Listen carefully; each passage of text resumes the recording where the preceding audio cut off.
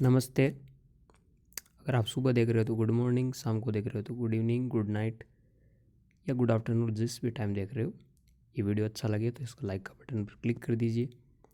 Subscribe नहीं किया तो सब्सक्राइब करके बेल आइकन को दबा दीजिए और वीडियो अच्छा लगे तो शेयर कर दीजिए। तो आज का हमारा टॉपिक है quantum mechanical model of atom. बहुत ही ईजी सा है और ये श्रोडिंगर वेव इक्वेशन और उसके कॉन्सेप्ट पर आधारित है।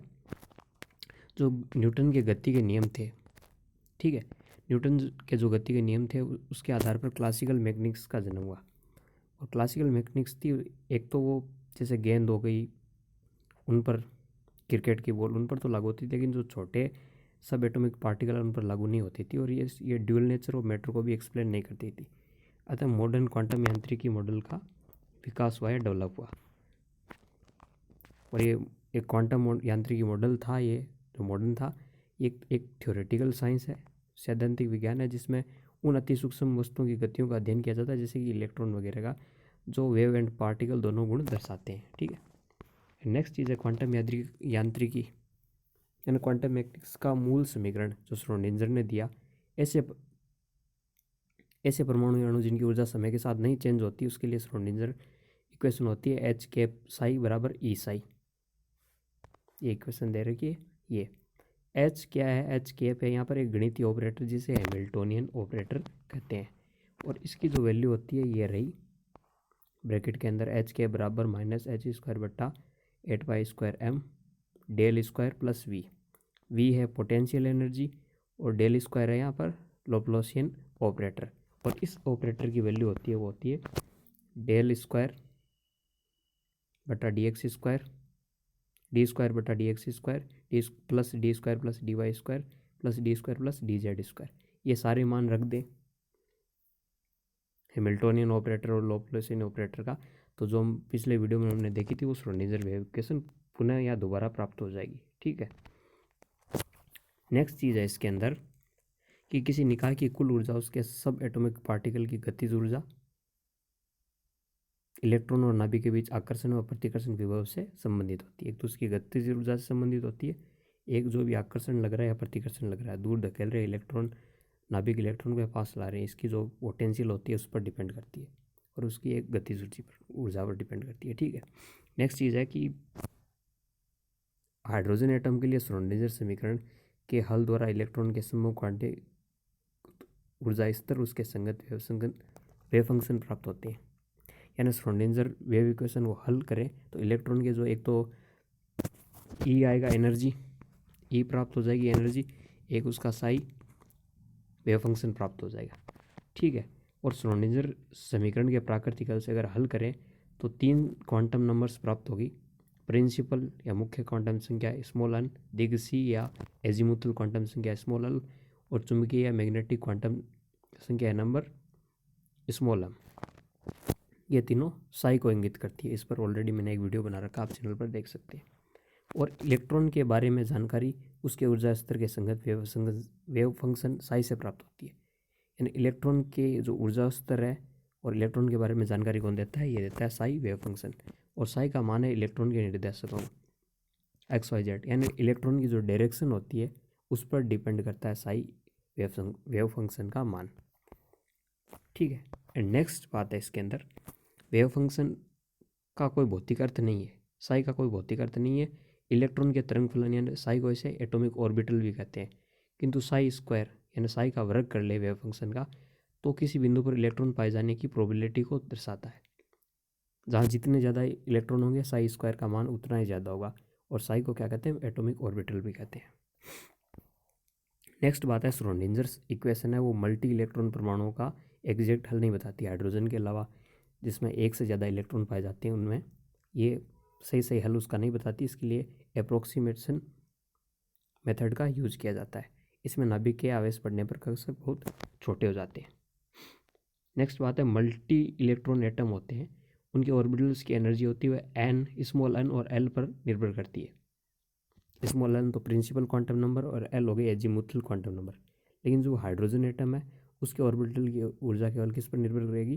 प्रिंसिपल क्वांटम नंबर पर। ठीक है, नेक्स्ट बात है इसके अंदर कि क्वांटम यांत्रिकी मॉडल श्रोडिंगर समीकरण द्वारा परमाणु संरचना का स्वरूप प्रदान करता है। यानी मुख्यतः ये श्रोडिंगर समीकरण के आसपास घूमता रहता है। अब है परमाणु के क्वांटम यांत्रिकी मॉडल के लक्षण। 5 पॉइंट है इसके अंदर। पहला है परमाणुओं में इलेक्ट्रॉन की ऊर्जा क्वांटिक होती है, अर्थात इसके केवल कुछ विशेष मान ही संभव है। उदाहरण के लिए जब परमाणु में इलेक्ट्रॉन नाभिक से बंधे हो, तो कहने का मतलब आप परमाणु में इलेक्ट्रॉन की ऊर्जा है उसके निश्चित मान संभव है और इसे ऊर्जा का क्वांटीकरण भी कहते हैं। नेक्स्ट बात है इलेक्ट्रॉनों के तरंग जैसे गुणों के कारण क्वांटित इलेक्ट्रॉनिक ऊर्जा स्तरों का अस्तित्व होता है और श्रोडिंगर समीकरण के अनुमत हल होते हैं। यानी कि क्वांटीकृत इलेक्ट्रॉनिक ऊर्जा है उसका अस्तित्व है और उसके जो हल है, जो भी वैल्यू है, वो किससे प्राप्त होती है? श्रोडिंगर वेव इक्वेशन से। नेक्स्ट बात है किसी परमाणु में इलेक्ट्रॉन की सही स्थिति और सही वेग का एक साथ ज्ञात नहीं कर सकते। यह हाइजेनबर्ग का अनिश्चितता का सिद्धांत है। ये तीसरा पॉइंट। तो अतः हम मान सकते हैं कि इलेक्ट्रॉन के लिए पथ सुनिश्चित नहीं कर सकते। अगर सही स्थिति नहीं बता सकते तो हम इलेक्ट्रॉन किस साइड से जा रहे हैं हम कैसे बताएंगे? इसलिए हम मान लेते हैं कि इलेक्ट्रॉन का सुनिश्चित पथ नहीं होता, बल्कि ये मॉडल कहता है कि अनेक बिंदुओं पर इलेक्ट्रॉन होने की संभावना है। छोटे छोटे पॉइंट है जहाँ पर इलेक्ट्रॉन पाए जाते हैं, एक निश्चित एग्जैक्ट पथ नहीं है। नेक्स्ट बात है किसी परमाणु में इलेक्ट्रॉन के तरंग फलन साई को परमाणु कक्षा कहते हैं, एटॉमिक ऑर्बिटल कहते हैं। अभी थोड़ी देर पहले भी हमने बताया था कि ये फिर से पॉइंट एकदम सही मॉडल को ये रखा गया है साइंटिफिक वे में। जब एक तरंग फलन द्वारा किसी इलेक्ट्रॉन की व्याख्या की जाती है ना, साई होता है वो किसी इलेक्ट्रॉन की एक्सप्लेन करता है, तो हम ये कहते हैं कि इलेक्ट्रॉन उस कक्षक में उपस्थित है, यानी उस ऑर्बिटल में है। चूँकि किसी इलेक्ट्रॉन के लिए बहुत से तरंग फलन हो सकते हैं, एक इलेक्ट्रॉन के लिए बहुत सारे वेव फंक्शन होते हैं, अतः एक परमाणु में एक एटम में कई परमाणु एटॉमिक ऑर्बिटल हो सकते हैं।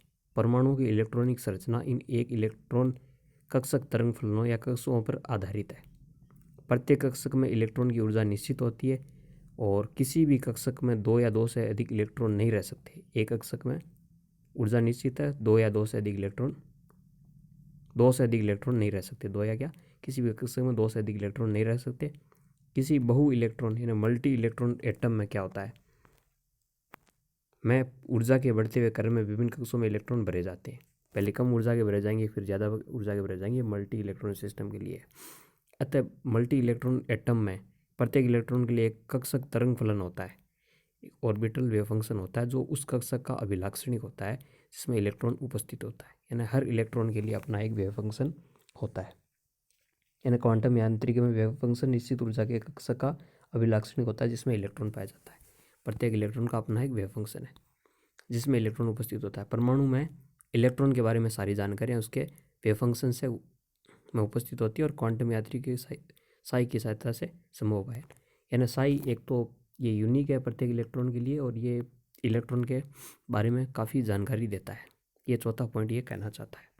एंड लास्ट पॉइंट है किसी परमाणु में किसी बिंदु पर इलेक्ट्रॉन उपस्थित होने की प्रायिकता उस बिंदु पर कक्षक तरंग फलन के वर्ग के समानुपाती होती है। मैंने पहले भी बताया था अकेले साई का कोई अस्तित्व नहीं है, लेकिन साई स्क्वायर साई का वर्ग है, तो वो क्या कहेगा कि इलेक्ट्रॉनों के पाए जाने की प्रोबेबिलिटी या दर्शाता है। और साई स्क्वायर को क्या कहते हैं? प्रोबेबिलिटी डेंसिटी कहते हैं। और ये हमेशा धनात्मक होता है। किसी परमाणु के विभिन्न बिंदुओं पर साई स्क्वायर के मान से नाभिक के चारों ओर उस क्षेत्र का पता लगता है जहाँ इलेक्ट्रॉन पाए जाने की संभावना अधिक है। यानी साई स्क्वायर का अधिक मान हमें बताता है कि इलेक्ट्रॉन पाए जाने की संभावना अधिक है। और चौथा पॉइंट हमें बताना चाहता है कि जो ये साई है ये काफ़ी यूनिक होता है और ये वो जगह बताता है जहाँ इलेक्ट्रॉन पाए जाते हैं।